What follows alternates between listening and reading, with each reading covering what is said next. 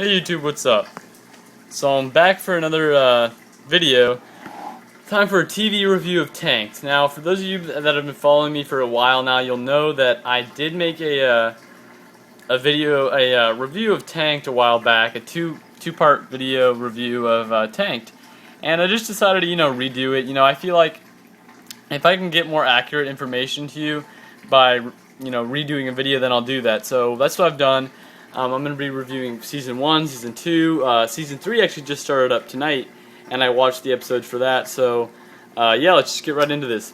Now, Tanked, for those of you who do not know the premise of the show, it's basically about the world's largest acrylic aquarium manufacturer, and it's run by these two guys, Brett Raymer and Wade King, and basically just the episodes consist of them, setting out, it's usually 2 tanks per episode, and they set out to make a tank for a customer and, basically make it, build it by the end of the episode. And, that's the general explanation of what the show's about. There's different characters. There's Jose, or wrong show. there's different guys in the warehouse. There's, just a lot of different characters in the show. There's Heather, which is Brett's sister, and Wade's wife. So there's a lot of different characters. And, it has all those little, things that you would expect from a reality show. The little pranks and the people getting on each other's nerves and stuff like that. So, you do have to deal with that.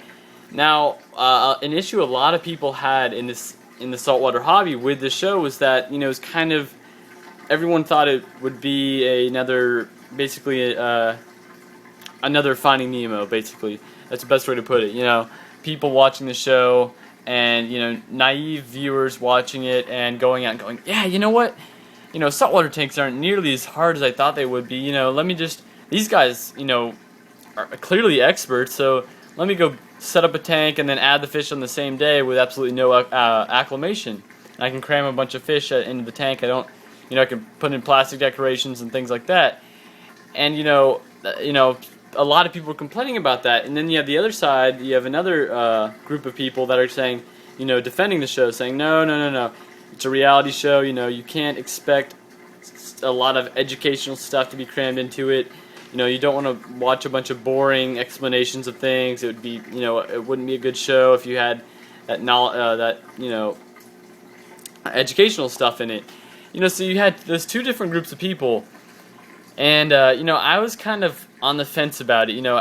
I could definitely see where people are talking about how people would watch the show and assume that, it's easier than I thought. It's not nearly as complicated as I thought originally. And then set up a tank, and unfortunately a lot of fish would die because of that, with so many viewers watching the show.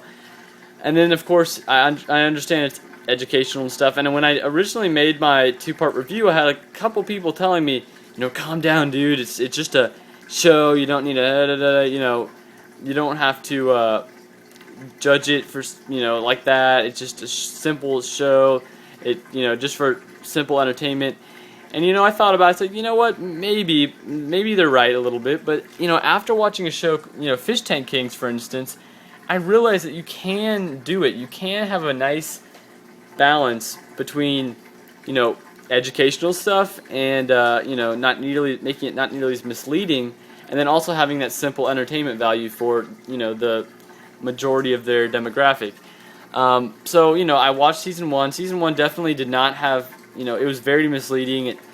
It was very annoying with me. I have an issue, a lot of reality shows nowadays do this. They have, it's mostly scripted. They have little pranks they're pulling on each other. People are getting on each other's nerves. They have, little, just little things. They're picking on each other. That's an issue I have with any reality show nowadays. It's not just this show. I just never liked that. A lot of people don't like it, and yet they continue to do it. I guess people think that's funny or entertaining. I'm not sure how that works, but apparently they do because they keep doing it. But yeah, so they have that little not educational. They had that annoying little picking on each other and stuff, which is very annoying. There's a lot of that in the show, especially Season 1.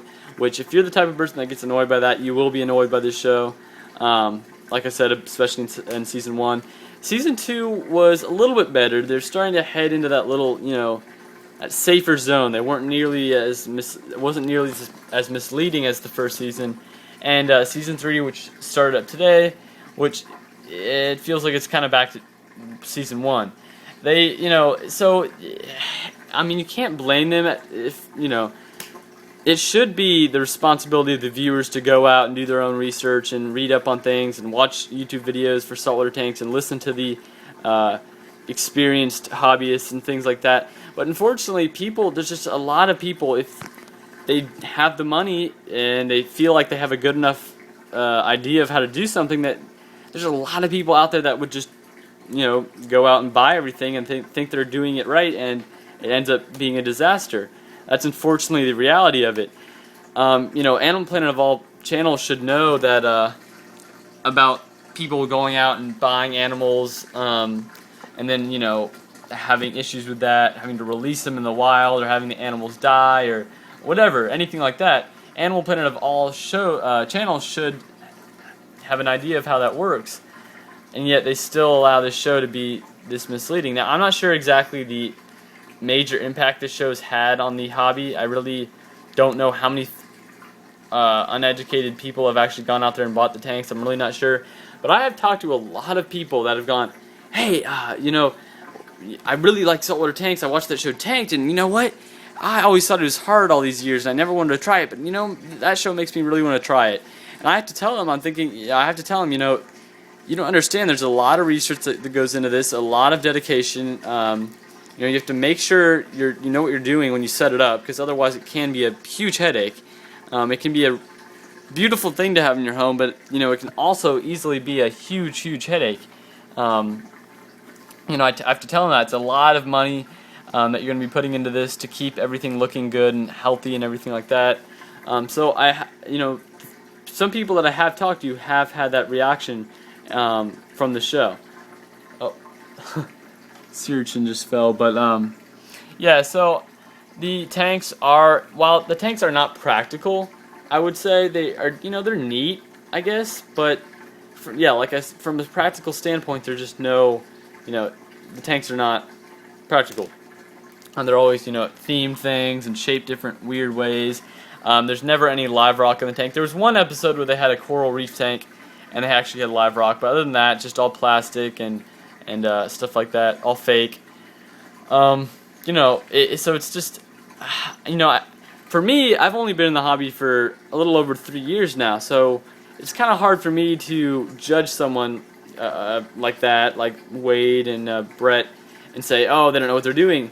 Because they have been in the hobby a lot longer than I have, but at the same time, you can't help but think, when they're plain and simple, when they're doing things that are wrong and unhealthy for the fish, you can't help but think, okay, do they know what they're doing? It's just that sort of thing. They were in one episode, they were at a saltwater fish distributor warehouse place, and they were going through the fish, and they pull out a puffer fish and have it fill up with air, and they just hold it. You can't help but think, okay, what are you doing? Puffer fish are not supposed to inhale air. That can sometimes be a death sentence for them. So just that sort of thing. It's like, okay, what's going on? There's never any. For like stingrays and sharks and stuff, they sometimes will acclimate them, but for most fish, such as tangs, butterflies, angels, clowns, stuff like that, there's never any acclimation that they show on the show. I'm not sure exactly what goes on behind the scenes. I don't know what kind of maintenance is required for these tanks.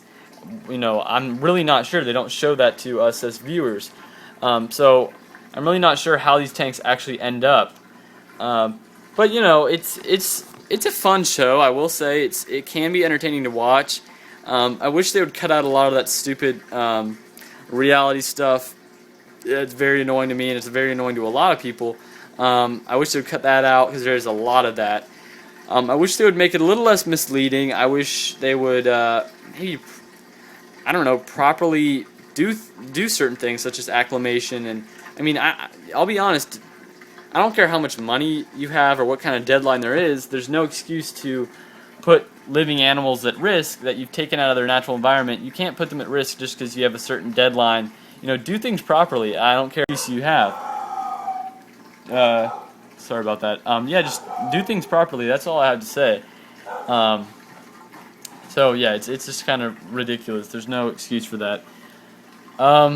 Yeah. So there's season 3 was okay. They had Tracy Morgan and things like that, which was kind of entertaining. But yeah, like I said, the tanks are not very practical. While neat looking, they're not very practical, and I'm not sure exactly. Like I said, I'm not sure what kind of maintenance goes on behind the scenes. I'm not sure what the track record is with their fish surviving in their tanks, but yeah, I mean, this is from the outside looking in. It's certain things that they do is just I don't think I agree with, but I'm not sure. Now, real quick before I end this review, I think I've covered just about everything. I think I have, but oh, one more thing. In one of their tanks, another thing that just I can't help but think maybe that they don't know about certain fish. I mean, they have a tank, just plastic, and they're housing obligate coralivores in the tank, which means they eat nothing but corals, and you're placing them in a tank with no corals. I just don't understand that. I don't get that. They had like 4 of the fish in the tank. These butterflies, I forget what they're called exactly, but that's all they eat is corals in the wild, and both in the wild and in captivity. And when you're placing them in the tank that is just all plastic, there's just there's not really much else to say. Now, real quick before I end this video, I promised I would give out a few shout outs. I missed a few people in my shout out video, which I forgot about them, or I couldn't find their exact name, stuff like that. Now, the first person I want to shout out here is an awesome YouTuber here. Her name is Ann53090. That's Ann53090. Awesome channel. She doesn't have that many subscribers. I think she's pretty new to YouTube, but she has an awesome channel. She has a great looking tank. It's a 90-gallon with a couple tangs, some clowns, some designer clowns actually. So a lot of different corals in her tank. So her tank looks really good. A lot of good videos, very entertaining. So go, really nice person also. So yeah, go check out her channel. That's Ann53090. Really nice girl. Another one's David's Aquariums, which I have given a shout out to, and I own 1 or 2 of my videos in the past, but I still want to let you guys know about him. He has a lot of videos about cichlids. He doesn't have cichlids anymore, but you can watch a whole bunch of videos he made in the past. He's done nanos, beautiful nanos. He's got a pair of clowns, corals, anemones, stuff like that. Okay. He just upgraded to a 40-gallon long, which is really cool. Looking good as always. So check him out, David's Aquariums. And yeah, I think that's all I wanted to talk about today. So tanked. I'd say 50% of the show I like, and then the other 50% I just either don't agree with or they are annoying to me. So check it out if you like it. If you haven't seen season 1 or season 2, you can pick up if you want to buy the episodes on iTunes, you can do that. They're not on Netflix, unfortunately, and I do not believe you can watch full episodes on animalplanet.com. But if you're willing to spend the money, go to iTunes and you can pick up a few videos that episodes that you're interested in watching, and see for yourself, and tell me what you think of Tanked. If you've watched it already, let me know. If you haven't watched it already, whatever. If you want to watch it, if you don't want to watch it, whatever you want to say about the show or anything at all, please leave a comment, like the video,